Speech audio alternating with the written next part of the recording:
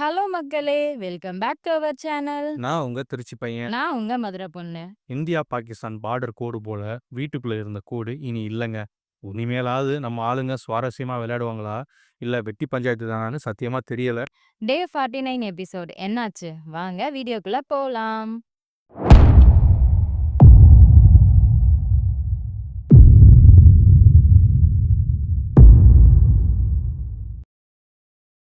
அரங்கத்துக்கு உள்ள வந்த சேது 100 நாள் டார்கெட்ல பாதிய கிராஸ் பண்ணிட்டோம்.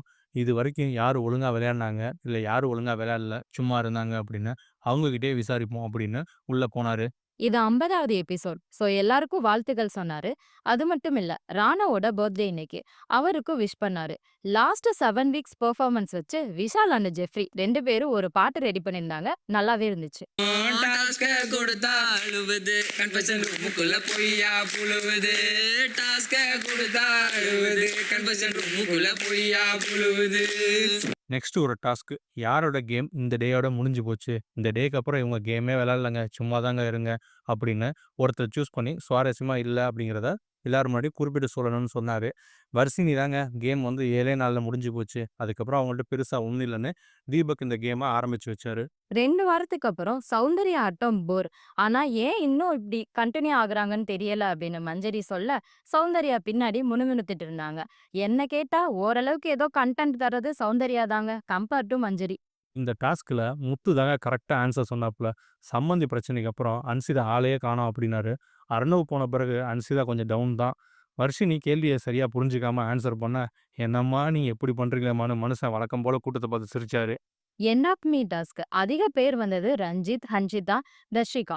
இதுல ரஞ்சித் இத நான் பாசிட்டிவா பாக்குறேன்னு சொல்ல சேது சிரிச்சிட்டாப்ல. அப்புறம் இல்ல சார், இது மூலமா நான் என்ன திருத்திக்க முடியும் அப்படின்னு சொல்லி மனசு விட்டு போட்டு சமாளிச்சாரு. நான் பேச வேண்டிய இடத்துலலாம் பேசுறேன் சார். இதெல்லாம் நேச்சுரலா அமையிறது. நம்ம என்ன பண்ண முடியும்? எல்லா நாளும் ஒரே மாரியா இருக்க முடியும். ஒரு நாள் பாசிட்டிவா இருக்கும், ஒரு நாள் நெகட்டிவா இருக்கும், ஒரு நாள் ஃபுல் எனர்ஜியா இருக்கும்.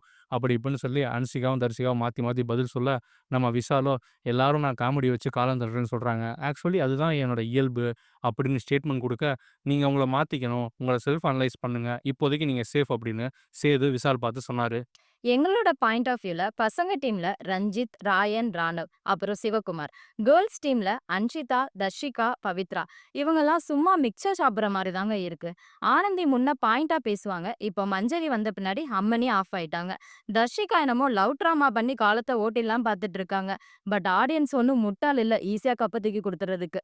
இந்த டாஸ்க் முடிஞ்சு, பிரேக் முடிஞ்சு வந்த சேது, பொண்ணுங்க ஷாப்பிங் பண்ண பஞ்சாயத்த கையில எடுத்தாரு. நேத்து சாச்சனா அம்மணி வாங்குன அடிக்கு, இன்னைக்கு கொஞ்சம் ஆறுதல் அப்படின்னு தான் சொல்லணும். பொண்ணுங்க ஷாப்பிங் டாஸ்க்ல தோக்க சாச்சனா தான் காரணம் அப்படின்னு மொத்தமா எல்லாரும் சாச்சனாவ கார்னர் பண்ணாங்க. ஆக்சுவலி பேசிக்கான உப்பு, புளி, மிளகா இந்த மாரி காமன் திங்ஸ் எல்லாம் அரிஞ்சு தான் எடுக்கணும். பிரெட்டு, பிஸ்கட்டு, ஸ்நாக்ஸு, ஜாமு இப்படி லக்ஸரி ஐட்டம்ஸ் எல்லாத்தையும் சாச்சனா எடுக்கணும். எவ்ளோ வேல்யூ வருதுன்னு கூட்டி கணக்கு சொல்றது ஜாக்லினோட வேலை. இதுதான் பிளான். அன்னைக்கு பிக் பாஸ் நீங்க பொறுமையா ஷாப்பிங் பண்ணுங்க அப்படின்னு வலைய விரிக்க, பொண்ணுங்க ஆர்வ கோளாறா கோஆர்டினேஷன் இல்லாம பிளான் பண்ணத மறந்துட்டு, ஹன்சிதா, ஜாக்லின் 2 பேரும் எக்ஸ்ட்ரா பொருள் எடுக்க, ஃபைனலி ஜாம் பாட்டில் 6 வந்துருச்சு. இது எப்படி தெரியுமா இருக்கு? புதுசா பிரியாணி கடை போடுவாங்க. ஒரு பிரியாணி வாங்குனா ஒரு பிரியாணி ஃப்ரீன்னு. ஆனா நார்மல் டேல பிரியாணி ரூ. 100 தான் இருக்கும். இந்த ஆஃபருக்கு என்ன பண்ணுவாங்க, பிரியாணி ரூ. 200ன்னு சொல்லிட்டு, ஒரு பிரியாணி வாங்குனா 1 ஃப்ரீ அப்படின்னு சொல்லி ரூ. 200ன்னு மாத்தி ரேட் மாத்தி குடுப்பாங்க. இது மாரி தான் பிக் பாஸும் அன்னைக்கு வலைய விரிச்சாரு. இந்த வலையில போய் நம்ம ஆளுங்க சிக்கிட்டு அவசரப்பட்டு, ஆசைப்பட்டு எக்ஸ்ட்ரா பொருள எடுத்துட்டு, பிளான் பண்ணத மறந்துட்டு, கடைசில என்ன பண்ட்டாங்க, இந்த இது பண்ணதுக்கு, சொதப்புனதுக்கு காரணம் சாச்சனான்னு, சாச்சனா மேல பழிய போட்டாங்க.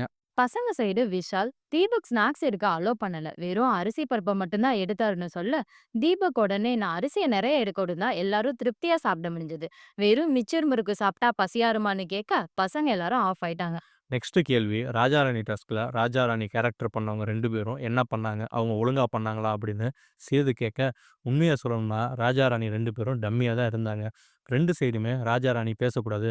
ராஜா உங்க ரேஞ்சுக்கு கீழ இறங்கி பேசக்கூடாது. ராணி நீங்கலாம் பேசலாமா? அப்படின்ட்டு தீபக்கு, மஞ்சரி, ராயன், பவித்ரா இவங்க 4 பேரும் அதிகாரத்த கையில எடுத்துக்கிட்டு, ராணவ், சாச்சனாவ டம்மி ஆக்கிட்டாங்க.